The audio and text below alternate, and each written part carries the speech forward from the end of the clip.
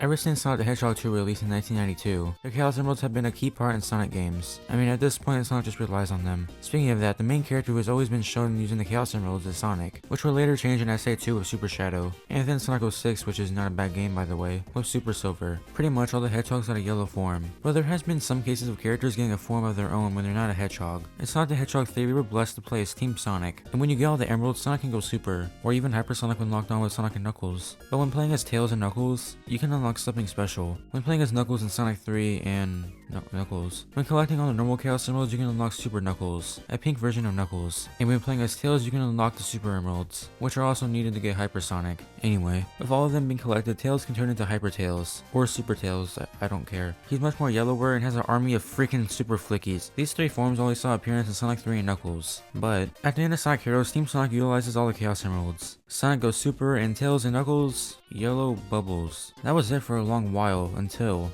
Sonic Mania being the next first Mario Classic Sonic game saw a new 2D adventure, and with the game's key gimmick being nostalgia, the developers brought something back. Sega Sonic Popcorn Shop, let's go! They brought back super forms for Tails and Knuckles and even Ray and Mighty with the add-on DLC, and that also was in the end too, cause years later in Sonic Superstars they came back. So the point of all of what I just said is, in the amazing year of 2023, Master Trade partner Jakks Pacific, out of nowhere just a 3-pack of figures just released, and it wasn't an ordinary pack. You see, it was Super Sonic and Tails and Knuckles. Though these two Tails and Knuckles were weird. Were they variants or special edition figures? What were they? Wait, are those the forms they use in the end of Sonic Heroes? This means this is the first pieces of merchandise for Super Knuckles and Super Tails. Well, not for Tails at least, since there is the Funko Pop made in 2020. Anyway, in today's video I'm gonna review these guys, and see if they're good or not. So with that said, grab some water and some more water, and let's go.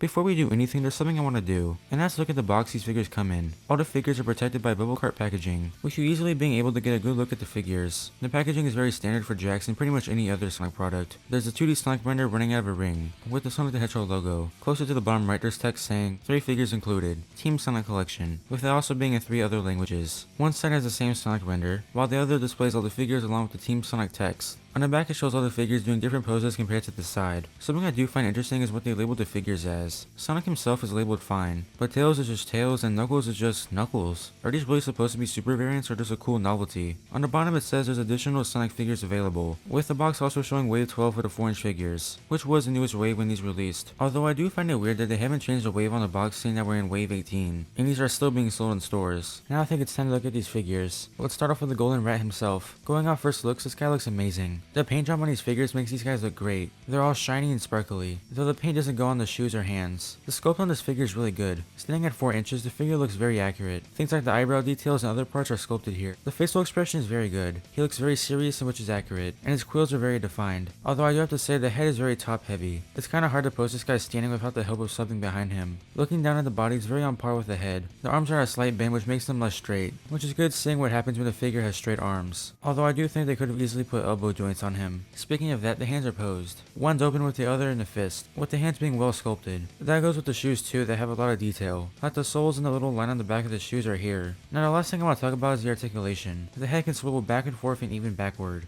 The arms can go back and forth, along with outward. Both hands can rotate all around, and the legs can go back and forth and outward, with there also being a knee joint. And then lastly, the shoes can rotate all around. Overall, a great figure. The next one I want to look at is my second favorite figure, Knuckles. Now, I'm not really a big fan of Jakks' 4-inch Knuckles figures. There's 2 big reasons why I don't like it. Number 1, the facial expression is just, I hate how he has this dumb smile all the time. It would be so much better if they had him frowning. Then second, the pose. What is this? It's really awkward trying to pose Knuckles. Anyways, despite that, the sculpt on this figure is really good, especially the head. The facial expression, like I said, isn't my favorite, but the dreadlocks are good. But they do cover a great amount of the figure, which is bad since he has no head articulation, and this can also limit the arm movement. But to be fair, every Knuckles figure has this problem. Knuckles' crescent moon shape color is kinda weird. It's more tan than white, which isn't that accurate. Knuckles' arms are posed at a slight 90-degree angle, which I strongly dislike, but at the end of the day, this is still a kid's toy. The hands are posed like Sonic. One's open and one's in the trademark fist, though I do find it weird that one's open. I don't think Knuckles can hold any of the 4-inch accessories. Knuckles' tail looks very good. I really like how it goes to the side instead of going outward. Knuckles' shoes have to be the best part of the figure. They're sculpted well, though they do have some painting issues, they're great. And they're also good because they keep keep the figure from falling. So Knuckles is the most stable figure in the set, and as a whole he's a fine figure. But now it's time for the last figure, Tails. This is kinda...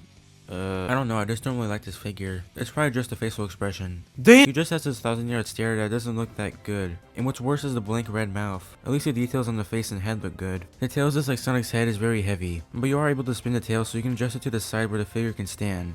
But you can also just take the tails off. Despite that, the tail looks great. The hands are sculpted well, and so are the shoes. The only other problem I have with the figure is the leg articulation. Because when you try to bend the leg, it goes, the figure is fine, but definitely the worst. But as a whole, this 3 figure pack is pretty decent. It might have not gave us the Super Tails and Super Knuckles we wanted, but this is still the closest we'll ever get to that kind of figure. Anyway, if you enjoyed the video, then consider subscribing. It's free and helps a lot. So yeah, with that being said, join the Discord, and I'll see you guys in the next one. Peace.